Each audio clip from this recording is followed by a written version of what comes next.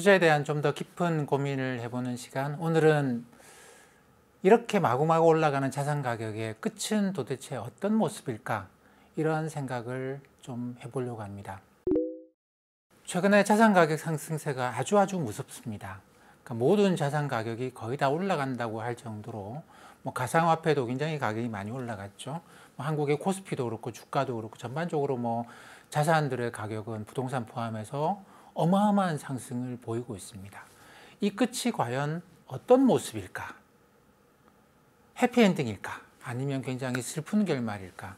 이런 식의 생각을 우리가 좀 해봐야 되겠죠. 물론 이게 당장 오늘 또는 이번 달 이런 건 아니더라도 언젠가 이게 세상이 그렇지 않습니까? 늘 똑같은 길로 온 건 아니거든요. 한 번씩 급격하게 방향을 바꾸기도 합니다.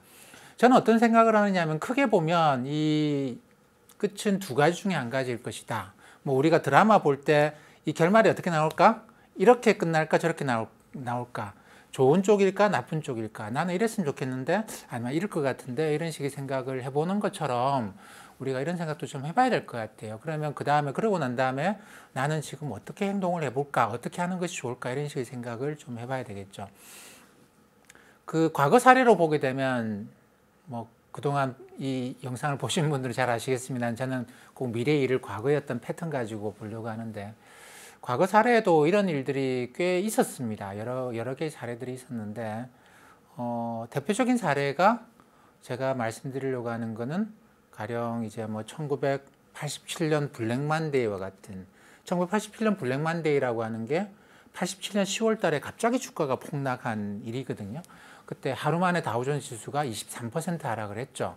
전체적으로 한 달 동안에 걸쳐서 30% 이상의 주가가 갑작스럽게 하락을 했는데 이게 그 지난 한 5, 6년 동안 계속 주가가 올라가다가 그렇게 올라가면서 주식시장의 밸류에이션, 흔히 말하는 PE 이런 것들이 1929년 대공황 이후로 가장 높게 올라간 그런, 그러니까 1929년 대공황 겪고 난 다음에 이까지는 가지 말자라고 했던 그 레벨을 뚫고 올라갔다가 어느 날 갑자기 주가가 대폭락을 하더라는 겁니다. 이런 사례들도 있고 그 다음에 이제 지금은 4차 산업혁명이라고 이야기를 하죠. 4차 산업혁명이라고 이야기를 하는데 3차 산업혁명도 있었거든요. 그때 3차 산업혁명 때도 지금하고 좀 비슷한 일들이 있었습니다. 그때는 어떤 시기였냐면 1964년에 IBM이 컴퓨터를 만들어요. 그러니까 칩을, 우리가 흔히 말하는 반도체도 비메모리 반도체라고 하는 그 반도체가 들어가서 컴퓨터를 생산하기 시작합니다. 그러면서 이제 전자계산기, 우리가 보는 전자계산기, 전자제품의 시대가 그때부터 확 열리기 시작을 한 건데 그걸 우리가 보통 3차 산업혁명이라고 부르죠. 그때는 어떻겠습니까? 3차 산업혁명의 수혜주들이 가만히 있었을까요? 아니죠. 주가가 엄청 올라갔습니다.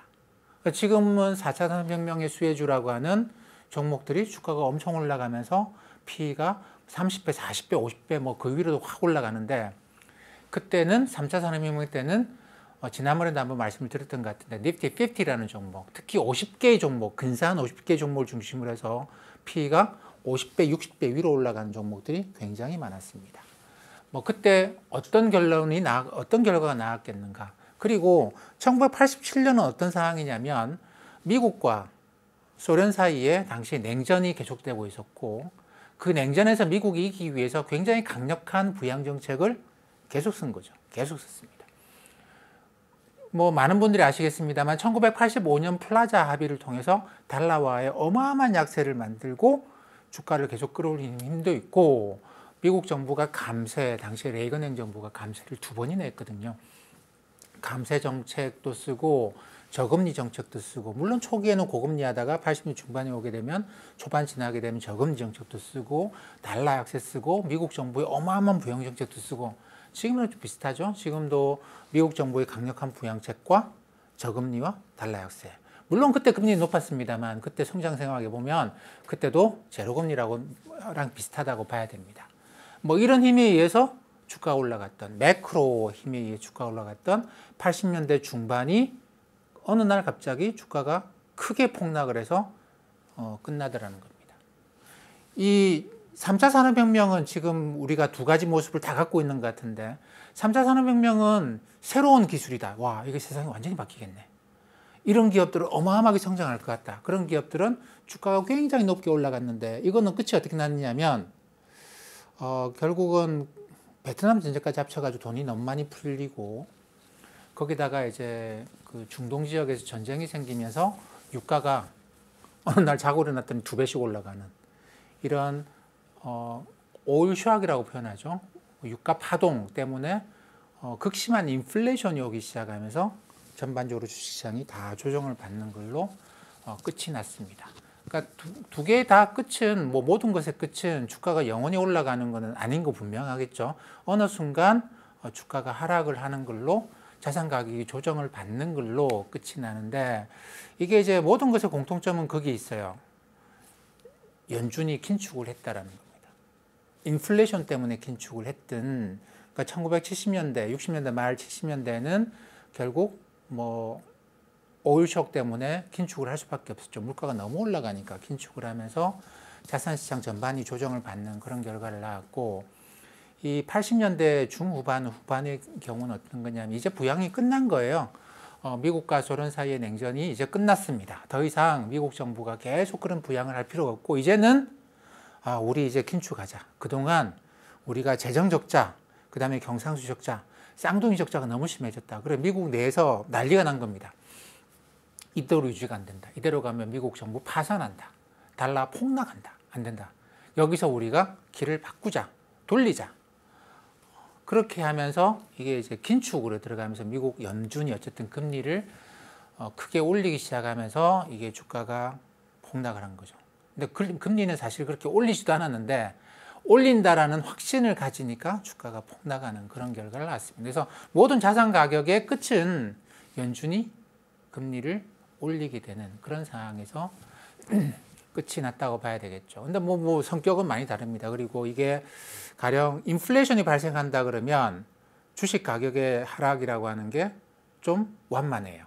왜냐하면 다 올라가잖아요. 그러니까 그동안은 부동산 가격 올라가고 주가 올라갔는데 이건 좀 조정받고 이제는 그냥 소비 품목들의 가격이 올라가니까 이게 그렇게 많이 내려갈 수가 없고 조금 내려가고 대충 끝나고 이런 식으로 균형이 만들어지는데 그렇다고 하더라도 상당히 오랜 기간 동안에 주식시장의 횡보세, 자산 가격의 횡보세가 떨어지고 난 다음에 횡보세가 상당히 오랫동안 이어졌다고 볼 수가 있고 이때도 마찬가지입니다만 이때는 계속 성장을 해요. 1980년대는 계속 성장을 하면서 한번 큰 폭의 조정을 받았다가 꾸준하게 한 2, 3년에 걸쳐 가지고 다시 올라가는 이런 패턴을 낳았습니다. 근데 70년대 한 10년간의 이런 조정이 있었죠. 조정이 짧고 길었던 이유는 이때는 전 세계가 같이 오일 쇼크를 겪은 거예요. 전 세계가 다 안 좋습니다. 어느 나라도 쓰지를 못해요. 근데 이때는 짧은 조정으로 끝났던 이유가 전 세계적으로 한국도 그때 우리 주택 200만 원 할 때거든요. 분당 일상 개발하고 200만 원 할 때고 일본도 부양하고 유럽은 베를린 장벽이 무너지면서 유럽도 엄청나게 돈을 많이 쓰고 할 때 그러다 보니까 미국은 빠져도 다른 나라들이 돈을 쓰면서 좀 짧은 기간 내에 반등을 하고 이런 패턴이었습니다. 그렇기 때문에 우리가 주의 깊게 지켜봐야 될 것은 어느 순간 연준이 긴축을 하려고 덤벼들 것이냐라는 겁니다. 연준이 어느 순간 긴축을 하겠다고 덤벼들기 시작을 하면 자산시장 전반이 조정받을 위험이 있다. 근데 그렇게 되면 그 중에서 특히나 제일 주도주가 제일 크게 치고 가던 쪽에서 꺾이기 시작합니다. 왜냐하면 주도주가 유동성이 제일 좋죠. 그러다 보니까 이제 위험이 오고 있다 생각을 해서 줄이려고 하면 유동성 높은 종목들부터 먼저 줄일 거 아닙니까? 그러면 이제 가장 그동안 가격 상승이 크고 사람들이 살려고 하는 사람들이 많은 아파트, 그 다음에 주식도 가장 그동안 가격이 많이 올라가고 살려고 하는 사람이 많은 주식, 이게 이제 훅 꺾여 내려오면서 조정이 시작된다라고 봐야 될 것 같습니다. 그렇기 때문에 자산시장 전반에 대해서 고민한다고 한다면 제일 중요한 거는 그동안에 많이 올라갔던 주도주가 계속 핫하냐, 안 그러면 이게 상당히 큰 폭의 하락을 겪었느냐, 이걸 이제 우리가 따져보는 것이 가장 중요하다. 물론 많은 분들이 그런 생각을 하실 겁니다. 아니, 지금 자산 가격이 다 올라가는 거 보면 연준이 긴축 안 한다고 다들 확신하는 거잖아. 그리고 연준이 긴축 안 한다고 분명히 이야기를 했지 않느냐. 2023년까지 뭐 금리 인상 안 한다고 하는 게 연준 내부에서도 다수 의견인데 지금 2021년 초인데 연준의 긴축을 걱정해야 되느냐 뭐 이런 식의 생각을 할 수도 있습니다. 그러니까 그때까지는 계속 가는 거 아닌가? 지금은 다들 돈 값어치 떨어지고 자산가 올라가는 쪽으로 집중을 해야 되는 거 아닌가라는 식의 생각을 하실 수도 있는데 제가 볼 때 미국은 그렇게 움직이는 곳은 아니죠. 미국은 저는 미국 경제를 보면서 굉장히 좀 특이하다라는 생각을 했는데 로마가 돌아가는 방식이 있듯이 미국도 돌아가는 방식이 있죠. 로마 경제는 끊임없이 넓혀가야 됐어요. 그러니까 이게 이제 노예를 중심으로 해서 노예가 생산을 담당하고 있기 때문에 경제는 노예가 담당을 하죠. 근데 노예한테 이걸 노예를 독립시키고 노예가 가족을 만들고 하면서 커가는 구조가 아니었기 때문에 끊임없이 외부에서 노예를 데리고 와야 되는 구조였습니다. 그러다 보니까 로마 군대는 계속 멀리 원정을 다니는 것이죠. 그러다 보니까 이제 너무 멀리 가면서 결국 로마 군대가 더 이상 상대하지 못할 정도로 너무 멀리 가고 거기서 이제 문제가 생기면서부터 로마 제국이 무너지는 그런 결과를 낳았는데, 그러니까 로마는 외연적인 확장을 하면서 더 이상 이게 이 변방에 저쪽까지 가면서 그까지 이제 군대를 지원하기가 좀 어려워지고 거기서 이제 로마 군대가 계속 패배를 하고 너무 멀리 가다 보니까 이런 문제가 로마 경제를 무너뜨렸다라고 평가를 합니다. 미국 경제는 제가 볼 때는 주식 중심으로 봐야 돼요. 로마 경제는 이 영토 확장 중심으로 노예 중심으로 보는데 미국은 저는 주식으로 본다고 생각합니다. 어떤 거냐면 우리나라는 뭐 가계 금융자산이 많지 않아요? 전체 자산에서 부동산이 굉장히 많죠. 금융자산이 얼마 없는데 이 중에서도 주식의 비중은 한 20% 정도밖에 안 됩니다. 근데 미국은 부동산 비중이 작죠. 금융자산 비중이 굉장히 크거든요. 근데 그 중에서도 주식의 비중이 절반이나 됩니다. 절반이나 됩니다. 굉장히 주식을 많이 하는 사람이에요. 거래를 많이 하는 게 아니고 이게 퇴직연금이라고 하는 게 우리보다 훨씬 더 많이 발달해 있고 거기에 다들 그냥 젊을 때부터 여기 돈이 들어가고 여기가 그냥 주식을 계속 담아가는 그런 것이죠. 그렇기 때문에 미국은 경제가 돌아가는 GDP의 70%가 소비라고 하잖아요. 사람들이 소비를 어떻게 하겠습니까? 자기가 미래에 대해서 자기가 돈이 있다. 미래에 나의 소득은 문제없다고 생각하면 소비를 하겠죠. 경제학에서도 항상소득 가설 이런 식으로 표현을 합니다.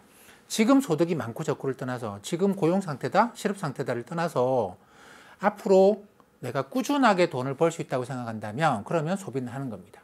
미국의 경우에 이 나이가 들어가면서 주식 비중이 많이 늘어나죠. 그리고 은퇴하면 나는 그 주식을 팔아서 은퇴 생활을 할 거예요. 그럼 어떻게 하면 사람들이 젊을 때부터 꾸준하게 소비를 해 나가겠습니까? 저축할 생각 안 하고 주가가 올라가면. 그렇죠. 주가가 꾸준하게 올라가 준다고 한다면 가령 1년에 한 7%, 10%씩 꾸준하게 올라가 준다고 한다면 미국은 영원히 해가 지지 않을 겁니다. 그렇게 해서 계속 소비가 돌아가면 되니까요. 그리고 거기다가 덤으로 혁신도 일어나는 나라잖아요. 그러니까 돌아가는 데 아무 문제가 없을 겁니다. 주가가 못 올라가는 상황이면 큰일이죠. 미국 경제는 진짜 큰일입니다. 미국 경제 70%를 좌우하고 있는 소비가 사람들이 미래 소득에 대해서 불안해할 거거든요. 갖고 있던 주식이 폭락했어요. 어떻게 합니까? 2008년에 그런 일이 생겼습니다. 2008년에.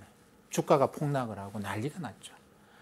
그때 어떻게 집값도 폭락을 해서 어떻게 금리를 제로까지 낮추고 장기금리도 막 낮추면서 끌어올렸는데 지금은 어떤 상황입니까? 다 금리가 제로로 내려가 있어요.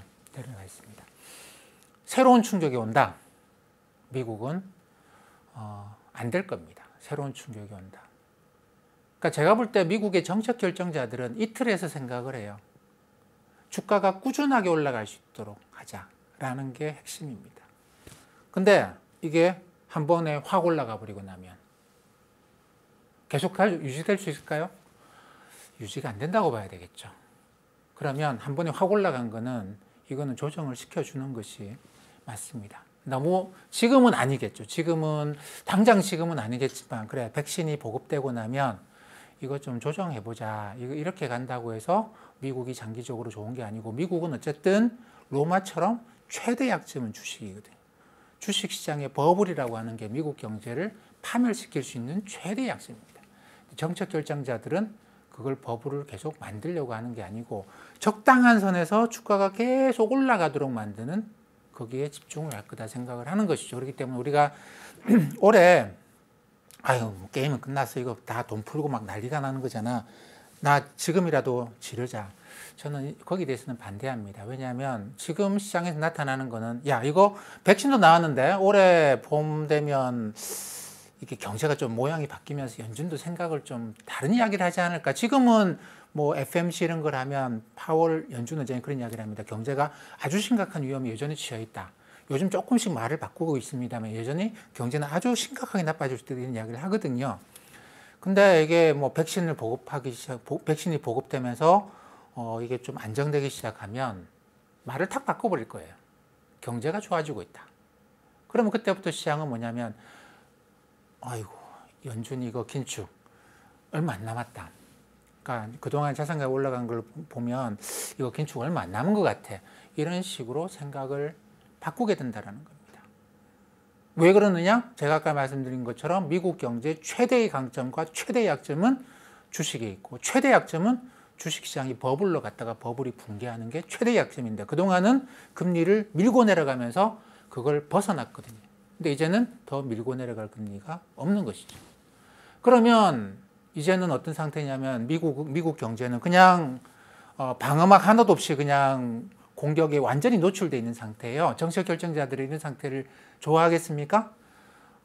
기회가 되면 다시 우리 방어막 치자, 우리 안전판 다시 만들자라고 생각을 하게 되는데 지금 자산시장에서 나타나는 움직임은 그렇습니다. 그때까지 빨리 하자라고 하는 게 제가 볼 때는 좀 움직임. 그러다 보니까 연초부터 이게 자산 가격 전반이 좀 불이 붙고 올라가는 게 좀 지나고 나면 늦을 것 같아. 이런 식의 생각입니다. 이럴 때는 투자를 어떻게 하는 게 좋은가? 그동안 투자를 많이 해오신 분들은 제가 이런 말씀 드리는 건 별로 저한테도 별로 도움이 안 되기도 합니다만 줄이시는 게 맞다고 생각합니다. 줄이시는 게 맞다고 생각하고 그럼 주가 더 올라가면 어떻게 하려고 그동안 많이 해오셨고 수익이 많이 나셨을 테니까 이제 좀 그런 관리를 하시는 게 맞지 않겠는가. 물론 지금이 딱 적당한 시점인가, 한두 달 후에 하는 게 좋은가, 두세 달 후에 하는 게 좋은가, 그건 모르겠습니다만 이런 틀에서 한번 본인이 이제 어떻게 줄일 건가를 한번 고민해 보셨으면 좋지 않겠는가 생각을 합니다. 아직까지 투자를 안 했었다. 나는 그동안 이렇게 저렇게 하면서 투자를 안 했었다. 그러면 조금만 한번 해보세요. 그러니까 또 주식을 늘리는 데는 또 어떤 좋은 방법이 있느냐면 주가가 폭락할 때 늘리는 것도 굉장히 좋습니다. 근데 주가가 굉장히 높을 때 내가 이미 많이 갖고 있었으면 폭락하는 건 너무 아프잖아요. 근데 조금 갖고 있었어요. 폭락하면서 늘려가면 됩니다. 그러면 좀 횡보하다가 하다 다시 올라갈 수도 있을 테니까. 그러니까 주식을 늘리기 제일 좋은, 그동안 주식을 안 하고 있었는데 늘리기 제일 좋은 시점은 주가가 너무 높을 때일 수 있어요. 그때 조금만 사면 그걸 이제 이렇게나 떨어졌어? 그러면 좀 더 사볼까? 삼성전자를 한 주 샀다가 떨어지면 두 주 사고 세 주 사고 이렇게 하는 것도 한 가지 방법일 수 있습니다. 코스피도 마찬가지로 조금 샀다가 조금 사죠.